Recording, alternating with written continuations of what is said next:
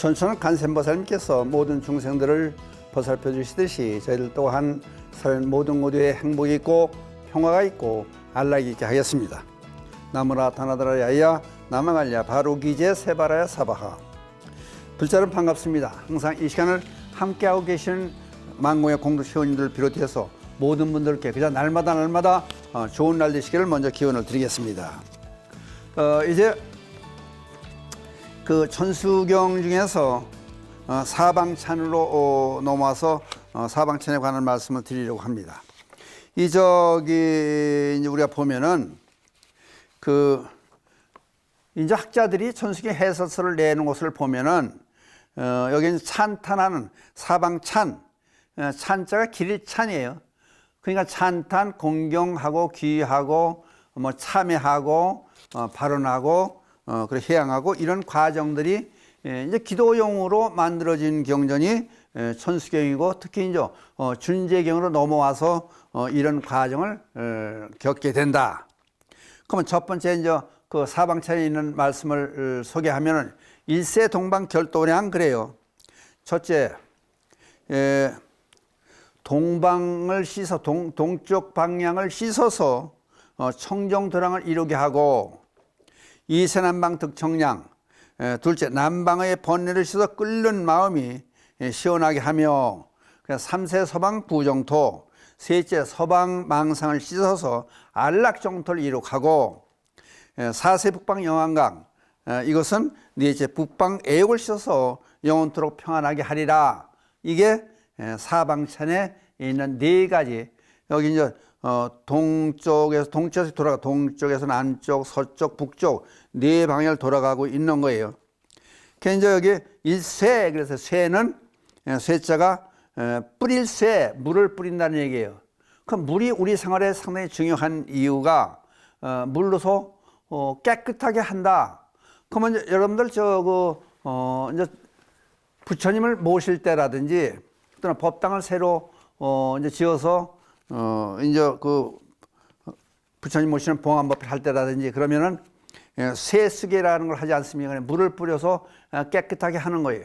그 물이라는 것은 깨끗하게 하는 그런 입장이, 물은 깨끗하게 하는 것이다. 그냥 물로 청소해야 깨끗하다. 그러니까 그 뭘 씻느냐? 우리의 번뇌 망상을 털어낸다는 그런 얘기가 돼요. 번뇌 망상을 씻어낸다.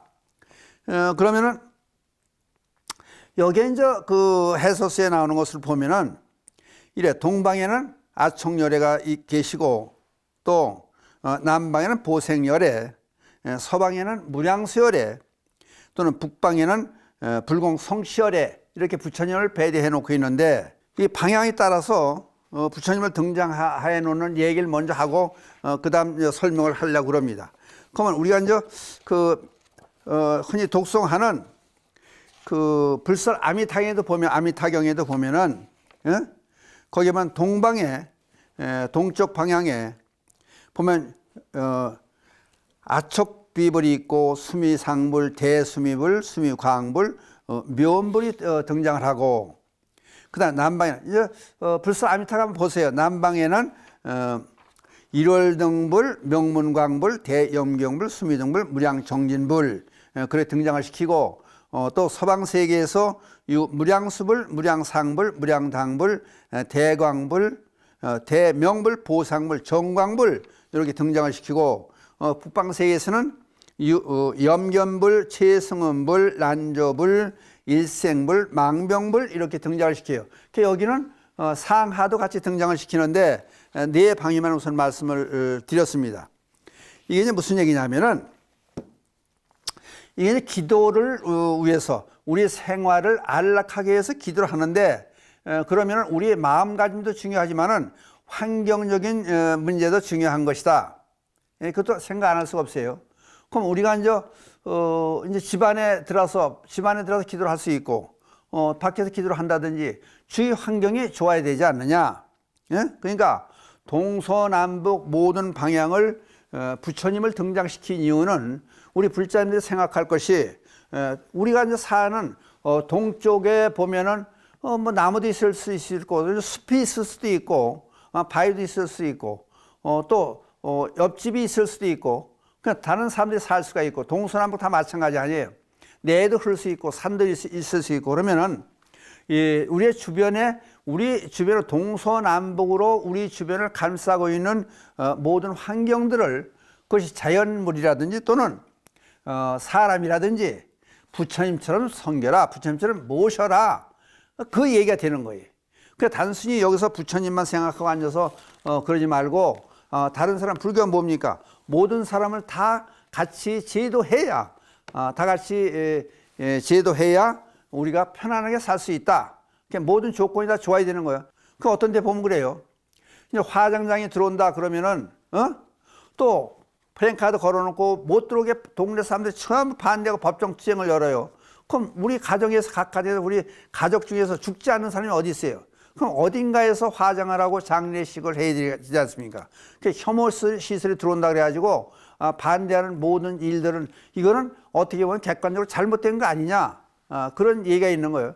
또 어떤 때는 그래요. 학교가 들어왔는데 공공기관이 들어오면 또 그걸 반대하는 사람들이 있어요. 근데 그거는 또 잘못된 거 아니냐. 그러니까 애국의 예를 들면 그런 얘기가 나와요. 그 유명한 음악가가 동네에 산다, 피아니스트가 산다 그러면은 외국에서는 그 동네 집값이 올라간다는 얘기가 나와요. 왜? 그러면 그분이 연주하는 그 소리만 들어도 즐거움에 우리는 쌓일 수 있지 않느냐. 가만히 앉아서 좋은 음악을 들을 수 있지 않느냐. 그런 얘기가 되는 거예요. 또 주변에 이웃에 훌륭한 미술가가 들어오며 사시면은 그 집에 가서, 이웃에 있으면 가서 미술품을, 아니 전람회에 가서 입장권 내고 봐야 될 그림들을 이웃에서 볼 수 있다는 게 얼마나 좋습니까? 그 사람하고 얘기를 나눌 수 있다는 게 얼마나 좋습니까? 그러니까 주변에 사는 모든 사람들을 전부 부처님처럼 생각하고 그들과 함께 할 수 있는 그런 생활을 해라. 그것이 첫 번째 조건이에요. 그러니까 기도하기 전에 얘기해, 이거는 사망차는.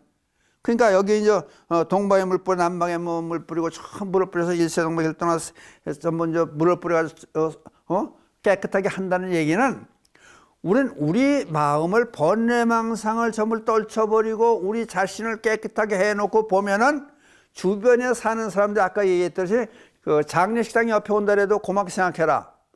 그게 그 마음을, 우선 우리 마음을 정화시켜야, 깨끗하게 해야, 그걸 이제 물을 표현해가지고 청소하는 걸로 얘기를 했지만은, 그러고 나서 여기 부처님을 등장시키지만은 부처님으로 보고 그렇게 해라. 그런 말이 되는 거예요. 그러니까 이제 우리나라 입장에서 보면은, 우선 보세요.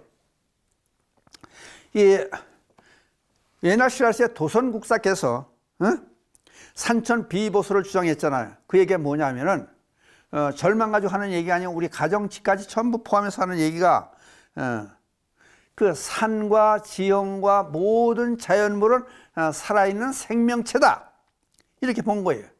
그러니까 예를들어서 지금 좋은 자리에 있다고 생각하고 명찰, 좋은 이름 있는 좋은 사찰들은 1000년 이상 이렇게 쭉 유지하고 가는 이유가 뭐예요? 자리가 좋다는 얘기가 뭐예요? 자연 환경이 그만큼 좋다는 얘기예요. 그 얘기는 그렇게 더불어 사는데 기여하고 그렇게 있다 보니까 좋은 자리가 된다는 거예요. 그래서 사람한테 몸이 약했을 때는 침도 놓고 뜸도 놓고 건강을 보살피듯이, 우리 국토 자체도, 자연 국토 자체도 살아있는 생명체라 보고 그것을 약한 데는 보호해주고, 또 기운이 세인 데는 낮춰놓고, 이렇게 사람을 병을 치료하듯이 건강하게 하게 하는 예방에 미리 힘쓰듯이 자연 경관도 그렇게 한다는 얘기가 얼마나 중요한 거예요. 그러니까 각 사찰이 있는 자리는 명당 자리 차지하고 있지 않습니까? 그러니까 오래 가는 거예요. 그럼 집을 지을 때도, 우리가 삶을 사는 이제 가정 주택을 지을 때도 마찬가지로 주위 환경이 좋아야 되지 않습니까? 특히 집을 때 우리나라 입장에서는 북쪽 이제 겨울에 찬바람이 불어오니까 찬바람을 막아줄 이제 뒤에 의지처가 있어야 되지 않느냐.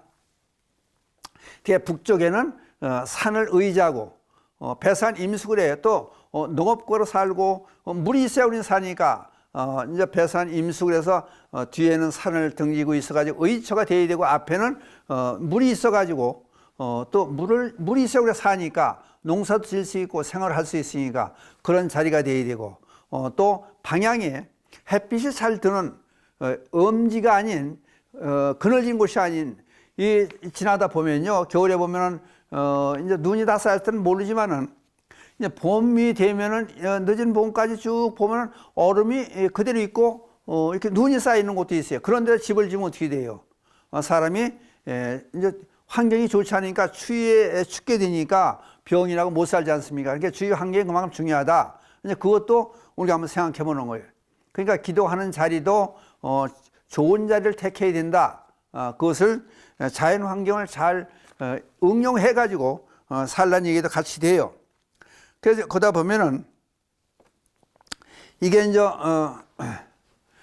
여기서 사방찬에서 이제 얘기했던 것이 이제 네 가지 방법으로 끊었지만은 지금 그럼 우리 실생활에서 기도하는데 좋게 되는 과정이 뭐냐? 이제 그 옛날 사람들의 말씀을 이제 우리 생활을 돌아서 우리 실질적인 우리 생활로 돌아와서 보면 집은 어떻게나 추위나 비바람을 막아야 되고 피해를 받지 않게 되고 사람을 보호해 줄 수 있는 그런 곳이 된다. 이제 옛날 구석기 시대는 동굴에 살았지 않습니까? 신석기 시대는 움줄에 살고 그 다음에 집터를 짜서 집을 짓고 살기 시작했다. 조선조 숙종 영종 때 유명한 시작자인 이종환이 파력지 택리지를 썼지 않습니까? 거기 집터를 잡을 때 참고로 여러분의 도움이 되게 하기 위해서 이런 말씀을 드려요. 이제 집터를 잡을 때 어떻게 해야 되느냐? 이 내용은 이제 옛날 조선주에서 시작자들 이종환이는 택리지 파력지에 있는 내용을 갖다 이제 여러분께 소개를 해드리는 거예요. 집터를 잡을 때 지리적인 환경이 좋아야 되고, 두 번째 기운이 좋아야 되고, 기운이라는 게 뭐예요? 찬 기운이 나오지 않고 따뜻한 기운이라고, 그게 햇빛이 잘 들어야 되고, 또 북풍교에서 겨울에 추운 바람을 막아줘야 되는 그런 것도 있죠. 그 다음 세 번째, 이것도 생각을 해봐야 돼요. 인심이 좋아야 되고, 인심이 좋아야 된다. 그럼 이제 주변에 사는 사람들과 관계가 좋아야 된다. 그러면 그들에게 내게 좋게 대해주기를 바라기 이전에 내가 좋게 대해주기를 바라야 되지 않냐. 그게 중요한 것 같아요. 예? 아무리 땅이 좋고 집터가 좋더라도 동네 인심이 좋지 않고 나쁘면은 살 수가 없죠. 거기다 이제 강도가 옆에 산다든지 좀도둑이 산다든지 그래가지고는 안 되잖아요. 그 다음에 겨울에 춥고 눈사태가 나는 곳이라든지 또는 여름에는 물난리가 나는 홍수의 피해가 있다든지 또는 요즘엔 또 이것까지 봐야 돼요. 교통이 좋아야 되고 공해가 또 없어야 되고 이런 좋은 자리를 만나는 것이 우리가 잘 살 수 있는 그런 관계가 되지 않느냐. 이제 그런 전체적인 환경적인 면에서 이런 것도 한번 생각을 해보고 인심이 좋은 거는 다시 한번 강조합니다만은 내가 그들에게 잘 대해 주어야 그들도 나에게 잘 대해 준다. 그래야 내가 지금 정착하고 있는 집에서 오래 살 수가 있는 거예요. 이웃하고 맨날 싸우고 그러면은 오래 살 수가 없죠. 이제 불리한 입장에서 손해를 무릅쓰고 이사를 가야 되는 그런 입장까지 가야 돼요. 그 다음에 그건 좋은 집이라는 건 어떤 것이냐? 황제 택경. 그냥 5가지 실한 면이 있고 5가지 나쁜 점을 여기 소개를 해요. 또 이거는 여기 사방찬에 곁들여서 여러분들 이 실생활에서 도움을 드리기 위해서 이런 말씀을 드리는 거예요. 집이 넓은데 사람이 적게 살면은 음산에서 좋지 않다. 그러니까 이것도 한번 좀 생각해 보는 것이 옛날 얘기라고 해서 그냥 이거 뭐 해당 안 된다 몰아붙일 얘기가 아니고 그냥 집을 넓게만 차지할 거가 아니다. 그러니까 우리 가족이 몇 명이냐 거기에 따라서 어울리게 살아야 된다. 그러니까 가족은 서너 밖에 안 되는데 수백 평의 집을 거느고 있으면 이것도 아니지 않느냐. 이제 그런 얘기가 되는 거예요. 집이 넓은데 사람이 적게 살면은 음산해서 좋지 않다. 그 다음에 두 번째, 또 대문은 크게 만들어 놓고 안에는 집은 적은데 대문만 크게 만들어 놓으면은 이게 대문이 크면 기가 빠져나가서 실속이 없다. 재물이 붙지 않는다. 출세를 못한다. 그런 얘기도 있어요. 그 대문이 집의 규모에 따라서 규모에 어울려야 되는데 대문만 크게 남북에만 좋게 하려고 그런 경향이 있다는 거예요. 그다음 세 번째, 담장에 불안한저라는 것. 그럼 외부의 영향을 받으면서 집안이 편안치가 않다. 담장에 불안전한 것. 담을 너무 높게 싼다든지 담장에 불안전한다든지. 외국 같은 데 보면 담장 없이 그냥 서로 통하고 같이 형제처럼 사는 그런 동네도 많이 있지 않습니까? 그런 것은 우리가 한번 배워야 될 점이 되는 거예요. 그 다음 우물과 부엌이 제대로 제자리에 있지 못하면 좋지 않다. 그 용도에 맞게 정의가 서로 있어야 된다. 그 다음 이건 옛날 얘기에서 이제 황제 택경이 있는 얘기를 소개해 드립니다만은 요즘도 해당이 되는 것 같아요. 그 다음 대지는 넓은데 집 건물이 적어도 집의 기운이 흩어져서 좋지 않다. 그게 좋지 않다는 것은 건강하지 못하고 재물을 풍족하게 이렇게 벌어들이고 살 수 없다는 얘기예요. 대지는 넓은데 집 건물이 조그맣다. 그것도 격에 어울리지 않는다는 거예요. 그 다음에 또 이제 다른 측면에서도 봐요. 집이 작은데 사람이 너무 많이 산다. 경제적으로 여의치 못하면 옛날엔 그랬죠. 한 방에서 이제 식구가 뭐 시아버지, 시어머니, 며느리, 아들 같이 살던 그런 어려운 시대도 우리가 있었습니다. 이상적인 집터는 한 사람당 8평 정도가 되면 이상적인 평수다 그렇게 봐요. 그 다음 대문은 또 조그만데 집이 크다. 그건 기가 적게 빠져나가서 순환이 안 돼가지고 집안에 이제 건강이 안 좋다 그런 얘기가 또 나와요. 그 다음 담장이 완전해야 된다. 담장이 완전해야 된다. 그러면 집안이 평안해진다. 그냥 담장을 해야 되는데 그것도 어느 정도 생각하고 해라. 옛날에 도덕을 막기 위해서 이제 부촌에 가면은 되게 그런 거 있지 않습니까? 담장을 높게 쳐놓고 그 위에 또 유리를 깨서 또 그 담장 위에 쭉 박아놓고 그 철조망도 해놓고 또 CCTV도 해놓고 그렇게 살벌하게 그렇게 하는 것도 있는데 그렇다면 그런 동네는 인심이 얼만큼 안 좋냐는 것도 한번 생각해 봐야 할 문제가 돼요.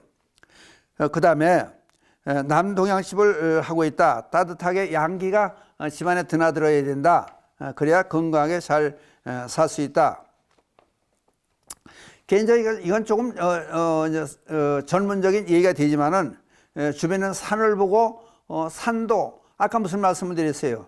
그 도선국사의 말씀을 드리면서 산이라든지 뭐 자연물이 살아있는 생명체를 본다. 그런 뜻을 볼 때 풍수 입장에서 보면은 좌청령 우백호 그러지 않습니까?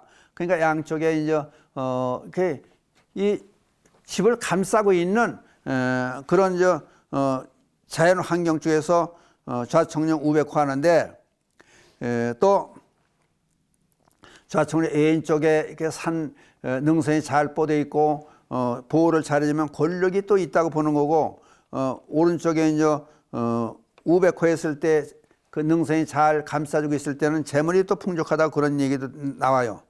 그 다음에 이제 5가지로 산을 표시해요. 그럼 지나가다 하면 옛날 사람들이 이게 통계학적으로 볼 수 있는 거예요. 오랜 동안 쭉 이어져서 온 거니까. 그 이제 목상글은 분 모양의 산을 많이 한 그런 지방은 문장가, 참고로 이건 들으시라는 거예요. 문장가 많이 난다. 그 다음 둥그런 산이 있다. 금산, 그건 부자가 많이 나는 동네다. 그 다음 평평한 산이 길게 뻗쳐 있다. 그러면 제왕, 벼슬하는 사람이 많이 난다. 그냥 불꽃 같은 산, 화산그래요. 끝이 뾰족한 산이 겹쳐 봉우리가 그런 게 여러 개 있을 때는 예수가 또 많이 난다. 그 다음 물결 같은 산, 수산그래요. 그럼 달병가가 있다. 그렇게 이제 보는 거예요. 그러니까 이거를 이제 불교에서는 산도 생명이 있다고 보고 특히 도성국사에서 그렇게 얘기를 한 거 아니에요. 자연문에서 모든 것이 생명이 있는 걸 보면은 그 지형이 어떻게 되어 있느냐에 따라서 거기서 태어나는 사람, 사는 사람들 마음도 거기에 이제 좌우시킬 그만큼 큰 영향을 끼친다. 그런 것도 한번 생각해서 주위 환경을 좋게 봐야 된다. 이제 그 얘기도 되는 거예요. 그러다 보니까 보세요. 저기 안동 하회마을 가보면 그 수백 년 동안 이어져도 참 잘 유지되고 있는 것은 동네가 좋은 자리 잘 잡고 있다는 거예요. 그 다음에 의성의 김씨 고택이라든지 경주의 양동마을이라든지 또 해남 노구당 고산 윤선도의 종택이라든지 이게 이제 주택의 명당짜리 있는 데는 몇백 년을 이어지지 않습니까? 근데 이제 참고로 말씀드리면 예를 들어서 집터가 나쁘고 거기서 생활한 사람이 잘못해가지고 경매에 잘 살지 못하고 망해가지고 경매에 처해진 그런 집들은 또 경매를 처해져서 낙찰을 받으면 또 경매를 또 나간다는 얘기예요. 그러니까 사람이 살 때 좋은 자리를 만들어라. 그럼 제일 좋은 자리를 만드는 게 그럼 도대체 뭐냐? 그 문제에 들어갔을 때는 여러분들 보세요. 주변에 있는 사람들을 아까 맨 처음에 얘기했듯이 부처님처럼 모셔라 다. 그렇게 더불어 사는 그런 사회가 돼야 우리가 편하게 살 수 있다. 그래서 사방찬에서 일세동방 결도랑 이세남방 득청량 삼세방 구정토 사세방 영가에서 이렇게 이제 우리 그러니까 우리의 업장을 소멸하고 우리 번뇌망성을 제하고 이렇게 살다 보면은 주위의 사람을 좋게 보는 그런 안목이 열려서 더불어서 함께 살아라. 이런 얘기가 돼. 그러니까 여기부터 출발을 해야 우리가 편안히 살 수 있는 기도가 성취된다. 그런 얘기를 하고 있는 거예요. 이상으로서 오늘의 그 사방천에 관한 간단한 말씀을 마치기로 하겠습니다. 감사합니다.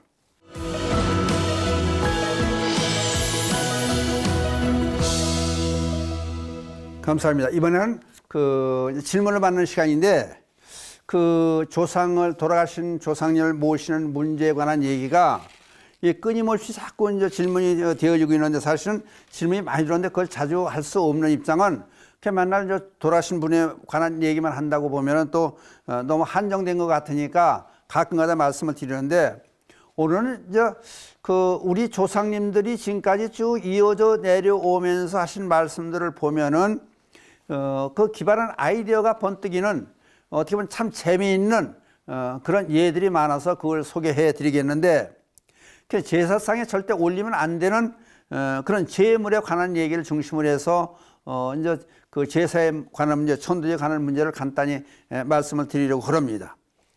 그러면 첫 번째 제물을 올리잖아요.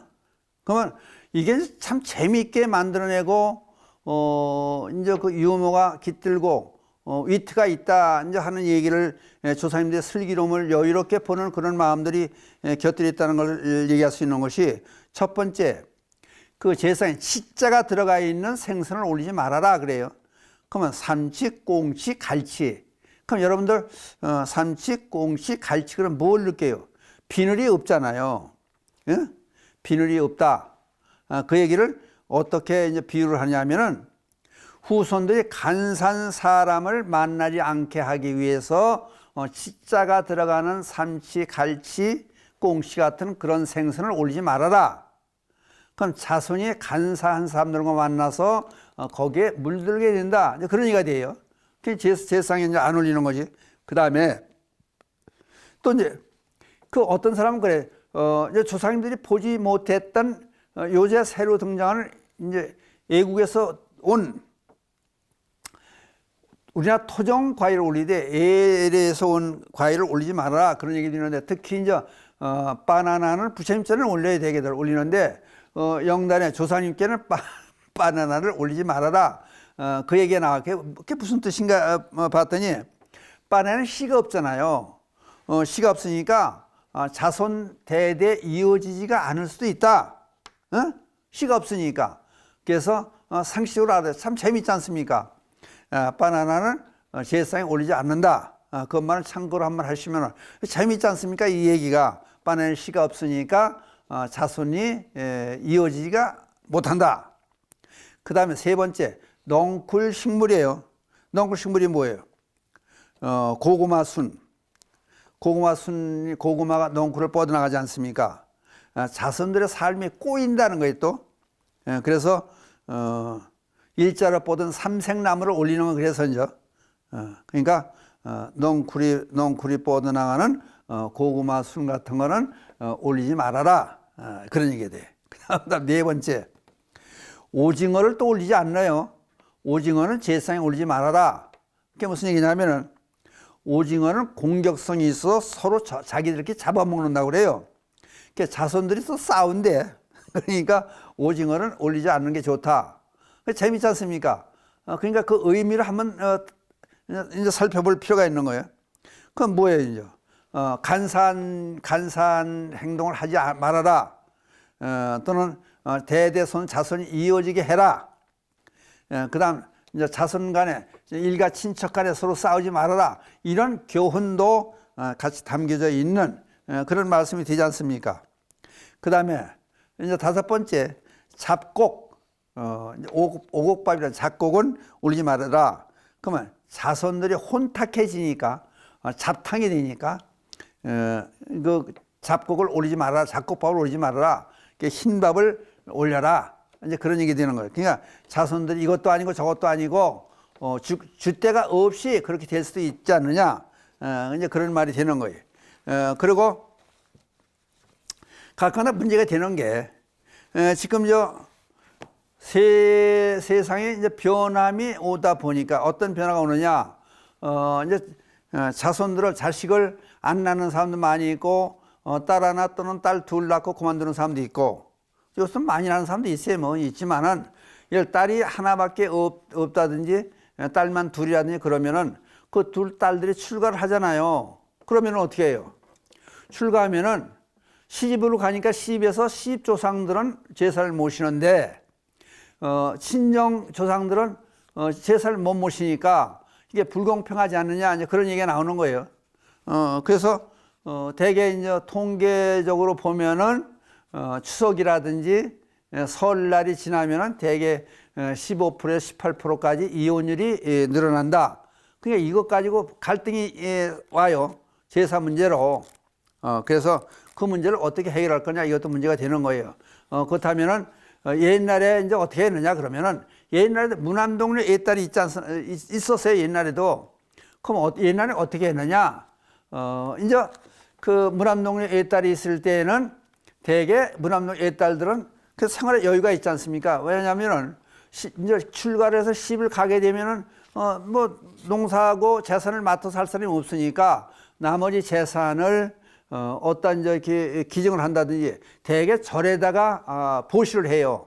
절에 보시하면서 절에 이제 스님들께 부탁하기를, 제가 이제 출가를 하면은 저 논밭을 경작을 하시면서 드릴 테니 경작을 하시면서 저희 부모님 조상님들 제사를 절에서 모셔주세요. 그러니까 맡아놓고 책임지고 절에서 그 제사를 이제 모신 거예요. 그러다 보니까 옛날에 사찰에 농토가 많았던 이유가 그런 점도 있었다는 거예요. 기증을 받은 것이 농토가 많이 있으니까 그걸로 농사 짓고 또 절에서 자급자족 하면서 그 이제 출간, 애동딸만 있는 집에서 출가해서 그 기증받은 농토로 절을 운영하니까 절 운영도 쉬웠고 정성스럽게 제사를 지내줬다.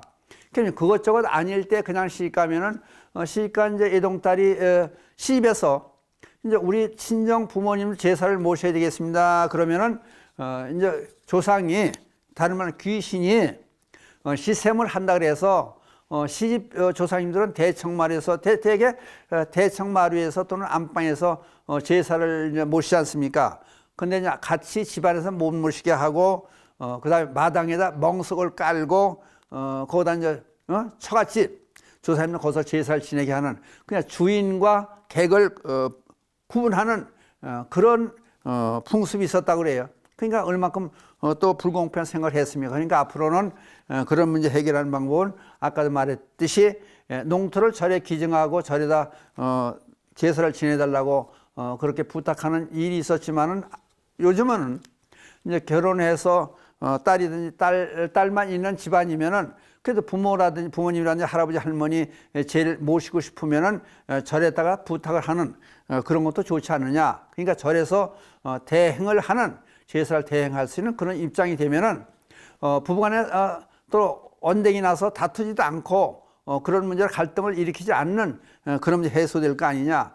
일찌감치 저는 이제 10여 년 전부터 그런 걸 생각해 가지고 문의가 많이 와요. 자세히 설명을 해 주세요. 그런 얘기들이 있어 가지고 그렇다면 옛날에 양반님들이 그래도 밥술이나 먹고 살았다는 분들은 사당을 모셔놓고 거기에 이제 조상님들의 위패를 모셨지 않느냐. 그러니까 그러면은 그거를 대신으로 절에서 조상님들의 여기 이제 지방이라도 이렇게 1년여들 모셔놓고 제사 때가 되면은 여기 계속 1년 동안 10동안 모셔져 있으니까 제사를 지내는 게 좋지 않겠느냐. 그래서 저는 제 나름 방법대로 그 대신에 할머니, 할아버지 또는 옛날에는 전에는 이제 애를 못 낳으면 작은 마남도 없고 또 뭐 그런 경우가 많지 않습니까? 그러니까 할머니가 두 분 있는 분도 있고 제가 하시는 분도 있고 가정사가 참 복잡했어요. 그래서 그러면은 할머니, 할아버지는 성함도 잘 모르고 또는 그런 입장에서 그냥 아무게 할아버지, 할머니로 그래서 제사 올리는 거는 부정확하지 않느냐. 그래서 그러면은 제적동문, 얘는 호적동문, 지금 제적동문이라 제적동문을 띄워오세요. 그래서 이제 고조부는 모두 정조부까지는 다 올려드린다. 그래서 여기 지금 정조부에서 친정, 시집 양쪽 집안을 다 하고 그다음에 또 중요한 거는 낙태 유산되는 애들 한동안 많이 했지 않습니까? 그거를 어느 사찰은 따로 하는 데가 있어요. 그래서 저희는 그건 따로 해서는 안 된다. 그래서 이제 저는 그런 입장을 이제 유지하고 있으니까 그래서 친정, 시집, 낙태 유산되는 애까지 같이 제가 이제 여기 지방을 모실 분들 마땅한 분들은 제가 알아서 다 올려요. 그 대신에 우표 하나 붙이고 둘 붙이고 세 여러 붙이면 추가되는 금액이 없게 하기 위해서 제가 알아서 이렇게 우표를 모시고 있어요. 그래놓고 이제 매월 날을 하나 잡아서 또 이제 요새는 요일적인 삶을 사니까 지장제일이라든지 음력 18이라든지 미타제일 음력 15이라든지 초대 그런 걸 따지지 않고 매월 첫째 일요일 날 여기서 합동 차례를 지내는 여러분들이 같이 경비도 제비도 줄이는 거지만 합동을 하니까 줄이기 위해서 공동으로 이렇게 모셔놓고 차례를 모시게 돼요. 그 다음에 또 어떤 방법을 쓰고 있냐면 참고로 다른 사찰에도 이제 이거 참고하셨으면 해서 이런 말씀을 드리는 거예요.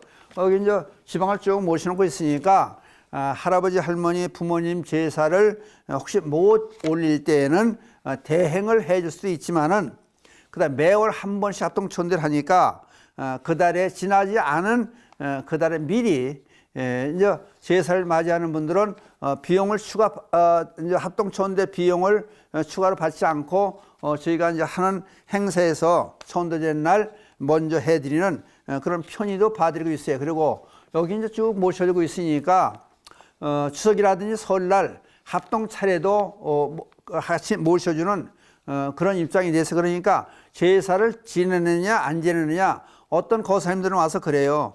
우리 보살님이 보살이 부인이 이런 걸 싫어해가지고 제가 제물을 차리고 제가 부모님 제사를 모셔요. 그런 분들이 계세요. 그래서 복잡 그러지 마시고 여기서 하시는 것도 좋지 않느냐. 그렇게 유도를 하는 방법도 있고 또 어떤 집은 큰 형 집에서 장손 입장되는 사람 집에서 제사를 모시는데 큰형이 교회를 다니기 때문에 제사를 안 지내는데 이거 어떻게 했으면 좋을지 모르겠다. 그래서 형제간에 서로 다투지 말고 여기 와서 그럼 하세요. 그래서 경제적으로 부담을 크게 드리지 않으니까 자손된 도리는 첫째 아들, 둘째 아들, 셋째 아들 딸릴 게 아니지 않습니까? 그런 말씀을 드리는데 근데 여기서 또 제가 이제 한 가지 말씀을 드릴 문제는 그러면은 어느 종교에서는 제사를 모시지 않지 않느냐. 그래서 그 사람들 잘 살고 있지 않느냐. 근데 그게 무슨 문제가 되느냐. 이제 그런 문의를 하는 분들도 계세요. 제가 이제 그래도 나이를 먹은 만큼 먹고 옛날 큰 스님들께 이제 쭉 전해드리는 얘기도 있고 종합적으로 제가 생각을 해 보면은 이제 이런 문제를 생각해 볼 수 있어요. 경전을 통해서 공부한 문제라든지 종합적으로 판단을 했을 때 제사를 지내야 되는 분들이 있다. 그러니까 형제가 10남매 많이 있는 그 가정이라도 그중에 한두 사람은 제사를 지내주게 될 사람이 꼭 나오더라. 그 사람들이 딸일 때도 있고 아들일 때도 있지만은 심지어 출가해서 딸이 입장인데도 불구하고 이제 친정에 연락을 해서 이제 동생들이라는 조카들한테 왜 제사를 안 모시냐 그러고 그걸 유도하고 제사를 모시게끔 하고 제비도 보내주고 그런 사람들이 있지 않느냐. 그러면 그런 사람들은 어떤 사람이냐. 다른 말로 해서 그러면 제사를 꼭 지내줘야 될 사람들은 어떤 사람이냐. 아까 말씀드렸듯이 다른 종교에서 제사를 안 지내면 잘 살지 않느냐. 근데 꼭 지내야 될 필요가 있느냐. 그런 얘기를 하는 분들을 위해서 참고로 제가 말씀을 드리면은 제사를 모셔야 될 사람은 제가 보기에는 이제 세 가지 그 성격상의 문제가 이 특징이 있더라.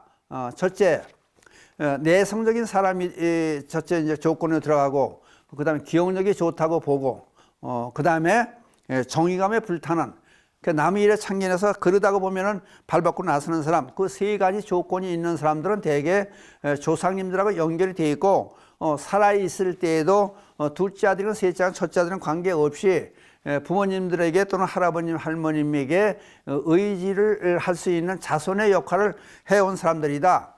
그 사람들은 꼭 제사를 모시는 것이 좋다. 조상들의 음덕이라는 거 있다. 음덕 또는 은덕 그러지만은 조상의 음덕이라는 게 꼭 있게 마련인데, 이 사람들은 지내지 말래도 지낼 사람들이다. 이 사람들은 근데 어떤 사람들은 그런 얘기를 해요. 그러면은 제사 안 지내주면 조상님들이 자손을 망하게 하느냐? 근데 조상님들이 자손을 망하게 하는 일이 그 예를 그렇게 들은 게 아니고, 예를 들어서 우란분절 그러면 이제 7월 백중날 얘기하지 않습니까? 우란분 그러면은 범어에서 나오는 말인데, 그거를 의역하면 거꾸로 매달린, 이렇게 돌아가신 분 조상님들께서는 당신들이 스스로 어떻게 할 수 없는 입장이 된다. 자손들이 제사를 모셔주고 또는 좋은 일을, 사회적으로 좋은 일을 해야 그 공덕으로 좋은 데 갈 수 있다. 그런 얘기가 우란분경이라든지 목련경에 쭉 자세히 나오지 않습니까?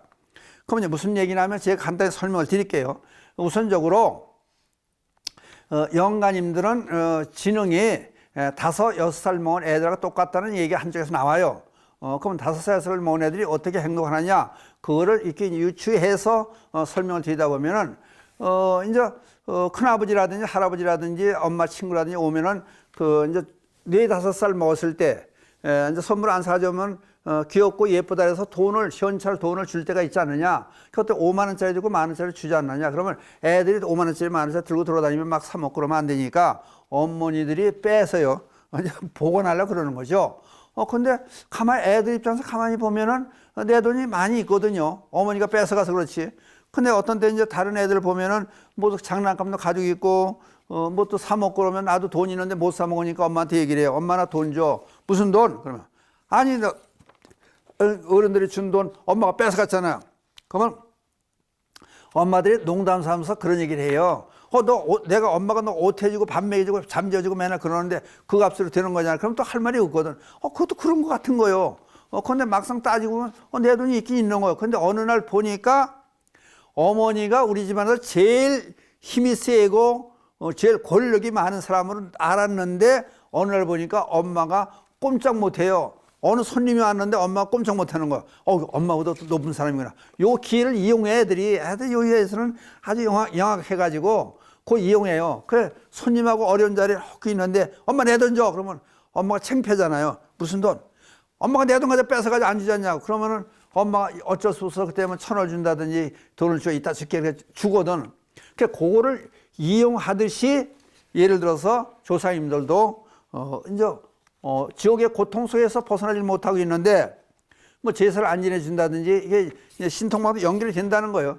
그러면 그런 기회를 이용해서 자손들이 이제 손자가 무슨 시험을 보러 간다든지 취직을 한다든지 또는 뭐 어디 이제 건축물 짓기 위해서 입찰이 들어간다든지 중요한 일이 있을 때 꿈에 예시를 해. 근데 못 알아들으니까 그냥 불의길을 갖고 거는 거야. 내 일을 봐달라. 아까 우란분이라고 한 얘기는 거꾸로 매달리는 뜻이, 그 뜻이 담겨져 있듯이 조상님도 돌아가신 분들은 스스로는 못하니까 내 입장을 좋게 취할 수 없으니까 자손들이 공덕을 사회적으로 좋은 일을 해주면 그 공덕으로 그 과보로 좋은 데 갈 수 있고 고통에서 면할 수 있다. 그런 얘기가 되니까 이거를 예시하는 것이다. 그럼 그걸 알아야 될 때는 모른다.